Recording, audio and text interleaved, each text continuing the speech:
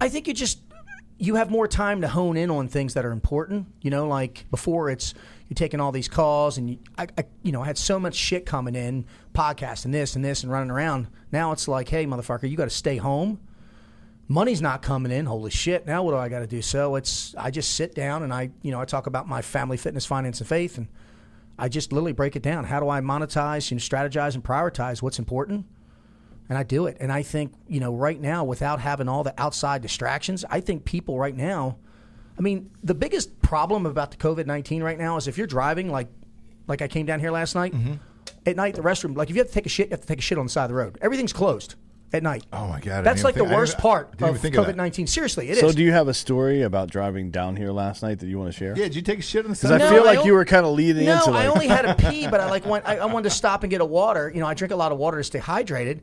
But I had to pull over on the side of the road like 4 times because gas stations are open, but they're not open. It's just to get gas. Yeah. Normally you could go in there and use the restroom. But I was thinking like today, before I came here, I had to take a deuce. And I hit up, I think there's a Target or something that's not too far away. And you can still go in there. There's certain places that you can go to. That's right. But you can't go into I passed by a Taco Bell, McDonald's. You can't go into those places. Yeah. So, I have toilet paper in the truck in case of an emergency. Sure. The days of using the sock are over. Actually, I did that before, and a police officer caught me, and they just laughed at me. Who hasn't?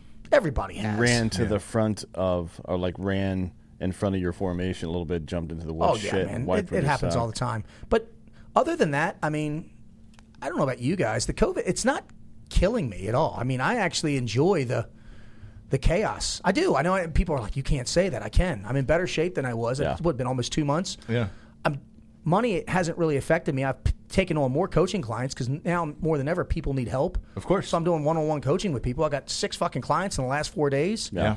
Closing deals with my business that I do and the project that we do with Bedros Cooley. And people now are seeing that during chaos they need to find some type of control.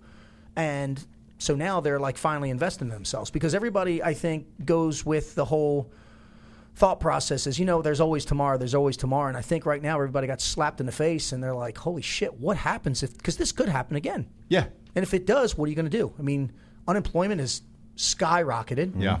I don't know about you guys, but I still haven't got any money. You fill out for your little $1,200. I haven't got any of that shit. No. I don't know if I qualify, but I don't think we did either. But yeah, I haven't got it. I haven't checked on it. Here's the way I look at it. If you feel like you're doing fine and nothing's wrong with you or your family, I would rather not take money from the government. But I agree. Yeah. But I'm spending more. I don't know about you guys, but I'm spending more time with my family. I've got a better relationship with my wife. We're working out together. We're doing the challenges that we're coming up with that are being hit nationwide. I've got a better relationship with my daughter, and we spend time together every fucking night. Literally, I feel like I've rewinded. If you take the cell phone away and you pull back out the rotary phone, break out the lawn darts and the fucking horseshoes, we're back to when we were kids. Yeah. We really are. Yeah. And I loved it then. You didn't need all this shit. Yeah, for us, so, podcasts were deemed essential. Yeah. 80% of our audience is, military and first responder. So they're still working.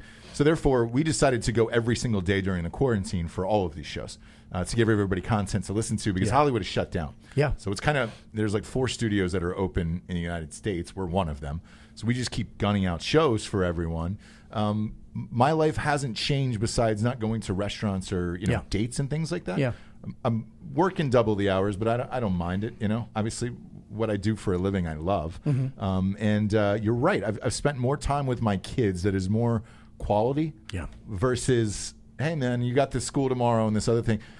Because I guess before I would lean on it as a crutch, right? Of oh, they have school tomorrow. Yeah. So hey, get them to bed early. The teacher's going to teach them whatever they're going to do. Yeah. I don't have to do shit, Now it's all right, great. I have to read with them. I have to do spelling, numbers, all that other stuff. And it's me. And that's one-on-one time that I guess I took for granted where I was oh, all right, cool. And you're right. It is back to the point of when we were kids where, yeah, man, there's nothing on. There's nothing to do. There's nowhere to go. So it's kind of us hanging out. We're doing a lot of grilling out. A lot of hanging out in the backyard, playing on swing sets and all that other shit. And I've enjoyed it more than I thought I would. Because during the early part of it, I was like, oh, fuck. It's that transition period. It kicks you in the balls. Yeah, we actually every Sunday, if you see it, we have a barbecue truck come to our house, and a Rita's truck, and people just break out their lawn chairs, and literally I break out the ruler just in case the police come. 7 feet I do. And we have police getting it too. Like we had like 40 people. They're waiting in line to hang out, and it's like a little block party. And we're doing it every Sunday, and people are loving it. And it's just kind of my way to give back. Me and my wife for doing that, and it gives some sort of, I guess, reality check to people that you can't take things for granted. I'm telling you, when I do things now, I'm gonna go, hey, thank you. Like, I went to Starbucks this morning. The guy was like, sorry it took so long. I said, shit, man, I'm just thankful you fucking got me a cup of coffee. Yeah, that you're open. Yeah. So I think, that's an interesting point. Like, there's a lot of bonuses that have come out of this, I suppose. Oh, yeah. And I think, and what I'm worried about, as soon as everything turns back on, people are going to forget what the fuck they just went through until it happens again. Not me, man. Not me. I'm going to be like, Roger that. Yeah. I'm working harder than I've ever worked. Same. And it's a different type of work. Yeah. Where you feel grateful. I do. All right, great. I'm one of the lucky ones, whereas I look at a lot of friends of mine, they're out of work. Yeah. Well, you saw this woman that got arrested yesterday. No. Or not arrested, but she got sentenced to 7 days in jail for opening her business without permission for the government. What the fuck, dude? Crazy. Like, that is the definition of tyranny. Yeah. When one person, the governor of a state, can say you can't fucking run your business that you started, and the penalty for it is going to literal prison or jail, I guess, in this case. Like, that is the definition of fucking tyranny. Fuck these people. She got 7 days in jail. Yeah. Because she's just trying to provide for herself and her family. Yeah, like maybe she makes $72,000 a year, right? So it's right there near the cusp, and those people at the higher end of lower middle class, I guess if you call it that these days, they're gonna not get checks until like June or some shit. Yeah. Right, the second wave of checks. So they're just like, for the last 2 months have been like, all right, cool. Like, I can't. Not only can I not run my business, and if you're making $60,000 a year, $1,200 is, it's a substantial amount of money, but it's not going to cover you for 2 months. Especially if you got a family, dude. If you got kids and shit, it's not going to cover you for 2 months. There's no fucking way your rent is more than that. Yeah.